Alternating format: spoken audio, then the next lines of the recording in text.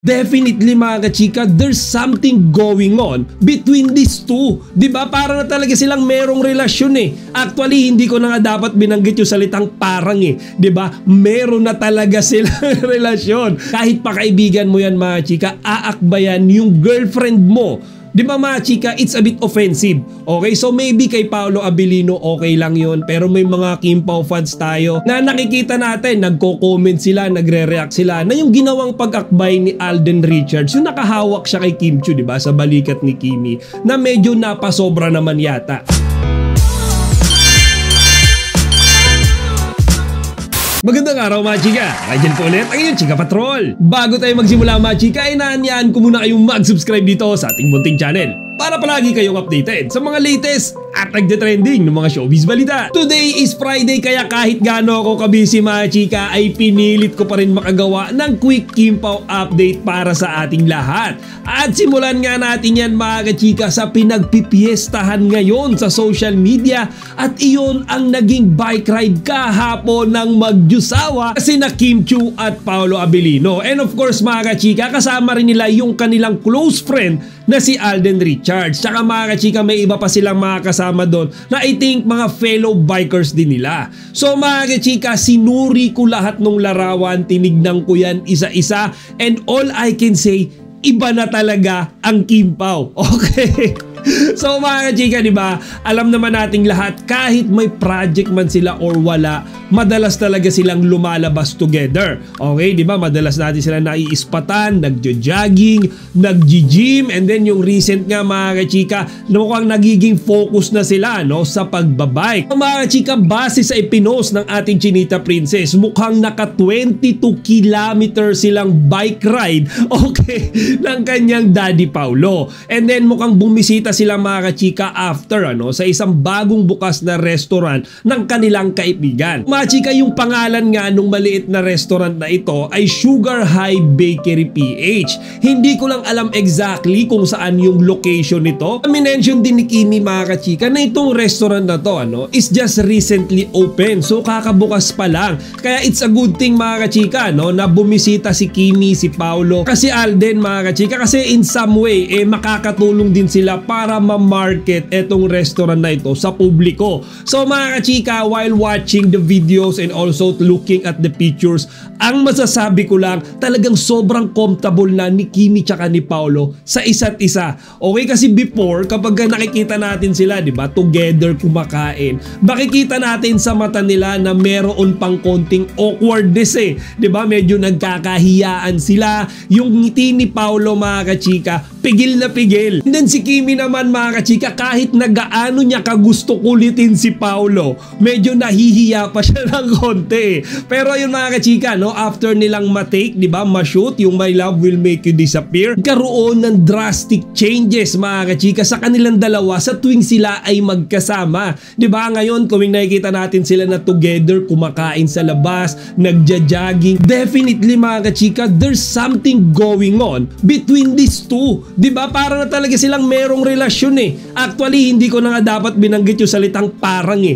Di ba, meron na talaga silang relasyon. Ngayon kung nakikita ko si Paolo mga chika, yung ngiti niya, it's way above the happiness of an ordinary person, kasi yan yung ngiti nung taong in love. And same goes to Kimi mga chika. Nakita niyo yung ngiti niya dyan nung kasama niya si Paolo? Di ba mga chika, iba eh. Iba compared dun sa ngiti niya before. Pansin ko rin yan mga chika sa kanilang mga interview, sa kanilang mga guesting, di ba, out of town trips, noong promotion period nung My Love Will Make You Disappear. Habang tumatagal ay mas nagiging open na sila sa atin, di ba, sa publiko, tungkol sa estado ng relasyon na meron sila. In fact mga kachika, ngayon kahit hindi sila nagsasalita or walang opisyal na pag-amin, kapag nakita natin yung kanilang mga gestures, yung kanilang mga ngiti, di ba, facial reaction, pati yung mga simpleng hawakan, di ba, pagkakaroon ng ternong mga kasuotan, we all know mga kachika na silang dalawa ay mayroon ng relasyon. Ngayon mga chika, napansin ko rin yan nung kanilang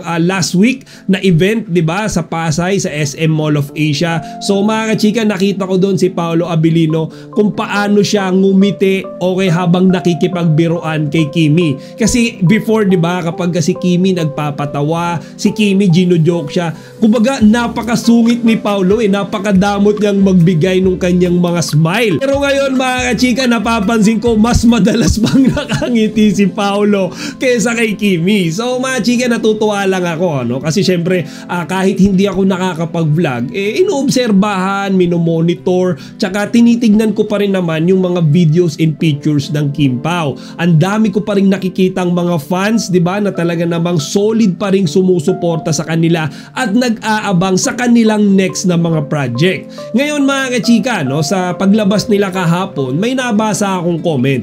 Okay, hindi ko naman sinamasama ito, pero napansin ko mga chika, may point Meron kasing isang picture doon mga kachika na makikita natin si Alden Richards na nakaakbay kay Kimi. Okay, so mga kachika, yung picture na yan, wala naman sila sa stage, di ba? Wala naman sila sa isang programa, casual lang silang nagbabike. However, marami yung nagtataka mga kachika, bakit daw kailangan pang umakbay ni Alden kay Kimi. So mga kachika, para sa akin, wala naman tong mali siya, pero marami akong nakikita mga Kim Pao fans na there are a bit jealous for Paolo. Okay, so sabi nila, bakit naman daw ginagawa yan ni Alden Richards? In respect naman daw sana kay Paolo Abilino na nandun lang sa tabi niya, 'di ba? So mga kachika, alam naman natin, 'di ba, na si Kimi tsaka si Paolo, they are very very private. Diba, hindi nila sinasabi yung kanilang tunay na relasyon, yung tunay na estado na meron sila ngayon. Kaya mga kachika, ang nangyayari kapag may ibang mga fellow celebrities, diba, mga kaibigan, nababypass yung kanilang mga restrictions mga kachika. Siyempre kapag kayo, inamin nyo na magjowa kayo, may mga kaibigan kayo na gustong umakbay, diba, sa jowa mo, sa girlfriend mo, sa boyfriend mo, mahihiya Kasi siyempre may physical touch yan mga kachika Okay lang sana kung kayo ay uma-acting, diba, nasa entablado kayo ay gumagawa ng pelikula, nasa shooting, nasa serye, okay lang yun mga chika kasi that is part of a movie. Pero kung casually lang kayo, di ba, namamasyal, nagbabike, nag-exercise, and then there's this someone, kahit pa kaibigan mo yan mga chika, aakbayan yung girlfriend mo. Di ba mga chika, it's a bit offensive. Okay, so maybe kay Paolo Abilino okay lang yun, pero may mga Kim Pao fans tayo na nakikita natin, nagko-comment sila, nagre-react sila na yung ginawang pag-akbay ni Alden Richards, yung nakahawak siya kay Kim Chiu, di ba, sa balikat ni Kimi, na medyo napasobra naman yata. Okay, di ba mga chika, kapag mayroong mga artista nagpapapicture sa isang babae, lalo na kapag kayong babae ay hindi na single, umaakbay sila pero hindi nila dinadaples or hindi nila pinapadapo yung kamay nila sa katawan ng babae kahit paggaano sila minsan ka-close. Hindi nila ginagawa yun mga chika. In respect, diba, doon sa babae tsaka na rin doon sa karelasyon nila.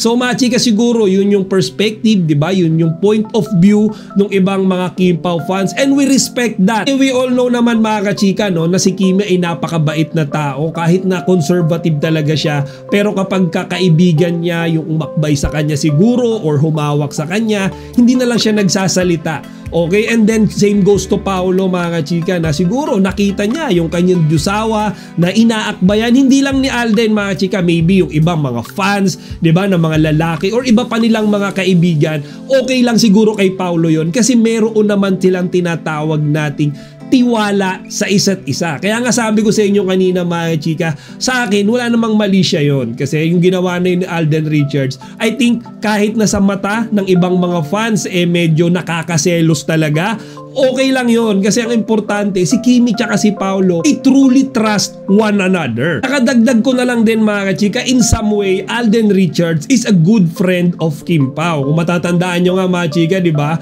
yung My Love Will Make You Disappear, talagang sinuportahan yan, ipinromote yan ni Alden. In fact, nagpa-black screening pa siya dyan, di ba? So ganun siya ka-supportive, okay, sa kanyang mga kaibigan, lalo na kay Paolo Abilino, di ba, long time na silang magkaibigan, close friend na talaga sila, lalo na sa industry, di ba, ng gaming. Kaya siguro mga chika, hindi naman natin kailangan ng gawing big deal yun, di ba, yung ginawang pag-akbay ni Alden Richards sa ating Chinita Princess. Sana lang, okay, sana lang hanggang akbay na lang, okay, kasi baka mamaya sa future ng mga bike ride nila makita natin nakayakap na siya kay Kimi. Ibang usapan na yon mga chika, di ba? Okay lang kung nasa pelikula sila, nag-shoot sila, okay lang yun, part yun ng trabaho nila. Pero kapag sila ay nasa labas lang, di ba, casually lang silang magkakasama, tapos yayakap kay Kimi, aba mga chika, gera na yan. Okay, so mga chika, hanggang dito na lang muna. Again, pasensya na dahil sobrang busy ng inyong Chika Patrol. Hindi ako masyadong makapagbigay ng update. Pero again, from time to time, I will do my best para i-update ko pa rin kayo sa ating mga iniidolo na sina Kimi tsaka si Paolo. O siya mga chika, hanggang dito na lang muna. Chika Patrol signing out.